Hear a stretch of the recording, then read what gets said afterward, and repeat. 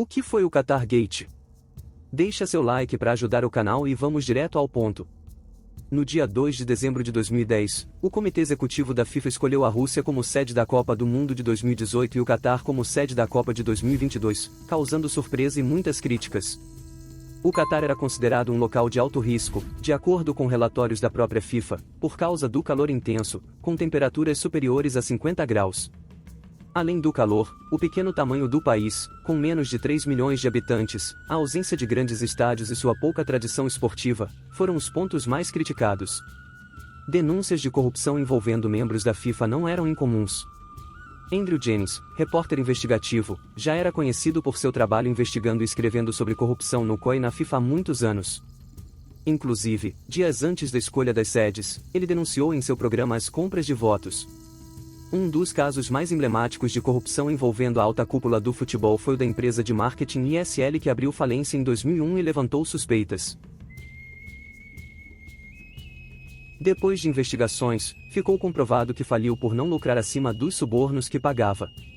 Entre os subornados estavam nomes que anos mais tarde voltariam às páginas policiais. Suspeitas pairavam sobre membros da FIFA na imprensa. Mas desde a escolha realizada em 2010, elas não paravam de crescer, fazendo com que, em julho de 2012, a FIFA, com o objetivo de combater a corrupção, reformasse o seu comitê de ética. Nomeou o prestigiado jurista alemão Hans-Joachim Eckert como presidente do órgão decisório e Michael Garcia, que era um renomado ex-promotor de Nova York, como presidente do órgão de investigação. Garcia começou examinando o caso de pagamentos ilegais da empresa de marketing esportivo, ISL, e em agosto de 2012, anunciou que investigaria os processos das candidaturas da Rússia e do Qatar para sediar as Copas de 18 e 22, respectivamente. Michael Garcia. Guarde esse nome. Em 29 de janeiro de 2013, a edição da revista France Football trazia uma bomba em sua capa. Acusava o Qatar de pagar a grandes dirigentes do futebol mundial para sediar a Copa em 2022, a famosa propina, suborno, compra de votos, no caso. A revista era à época parceira da própria FIFA na premiação Bola de Ouro. Entre os principais atores da matéria, estavam esses nomes no quadro.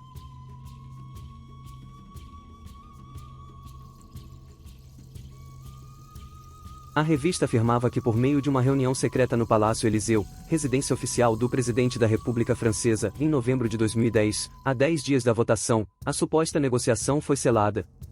Ainda segundo a revista, estavam na reunião Sarkozy, Platini, Tamim bin Hamad, príncipe do Qatar, e Sébastien Bazin, proprietário do Paris Saint-Germain, que à época, estava afundado em dívidas.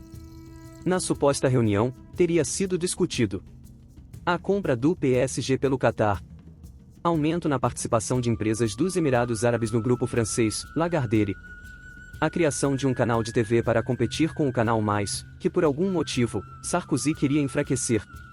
Com isto, Platini mudaria o seu voto, que seria para os Estados Unidos, e votaria no Qatar. Em 2 de dezembro de 2010, o Comitê Executivo da FIFA escolheu a candidatura do Qatar na quarta rodada de votação, com 14 votos favoráveis. Os Estados Unidos, que era o outro finalista, recebeu 8 votos. Poucas semanas após a escolha do Qatar, o fundo Qatar Investment Authority adquiriu 70% das ações do PSG. Estranho, não? Teria rolado propina até em amistoso. Júlio Grondona, então presidente da Federação Argentina de Futebol, e Ricardo Teixeira, então presidente da CBF, supostamente teriam recebido dinheiro pelo amistoso entre Argentina e Brasil em novembro de 2010, em Doha, dias antes da votação. O argentino teria recebido 7 milhões de dólares. Essas denúncias repercutiram e deu combustível a diversas reportagens investigativas mundo afora, e denúncias de recebimento de propina por diversos dirigentes ganhavam as capas dos jornais.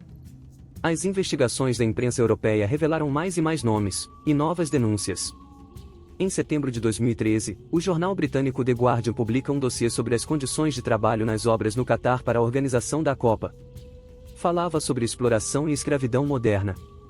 As denúncias de abusos com trabalhadores e os números de mortos nas obras cresciam assustadoramente.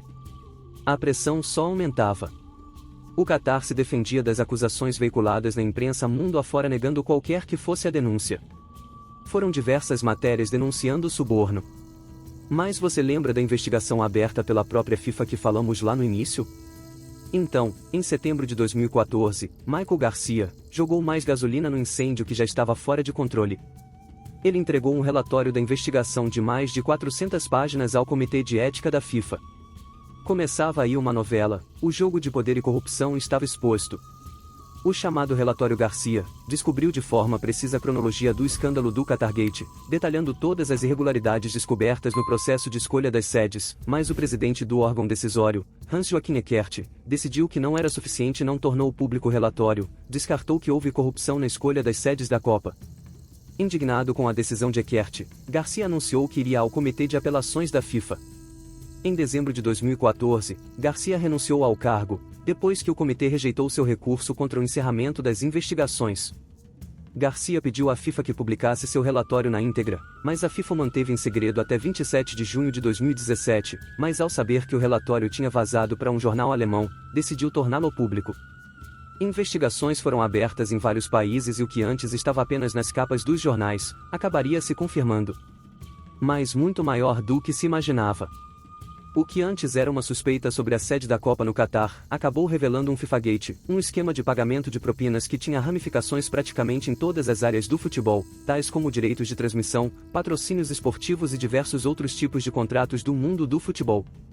Em maio de 2015, o Sistema de Justiça dos Estados Unidos pôs em prática uma ação conjunta com a polícia suíça, e ordenou a primeira onda de prisões de líderes acusados de fraude eletrônica, lavagem de dinheiro e extorsão. Estava claro. Era o maior escândalo de corrupção da história do futebol mundial.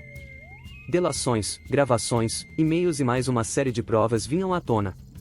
Entre confissões e negações, alegações de perseguição, os citados tentavam, sem sucesso, se eximir de culpa. Suspeitas caíam sobre a escolha de outras sedes e basicamente ficava no ar que as escolhas seriam feitas, praticamente, por meio de suborno. Detalhes da investigação mostrava a disputa de poder entre dirigentes que estavam fora do esquema, e que a propina não era paga só em dinheiro. A investigação seguia, altos dirigentes foram presos.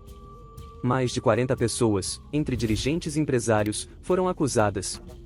Desdobramentos do FIFAgate atingiram grandes empresas de comunicação, empresas de marketing esportivo, presidentes de federações e se estendeu para acusações de vários crimes, incluindo fraude, subornos e lavagem de dinheiro.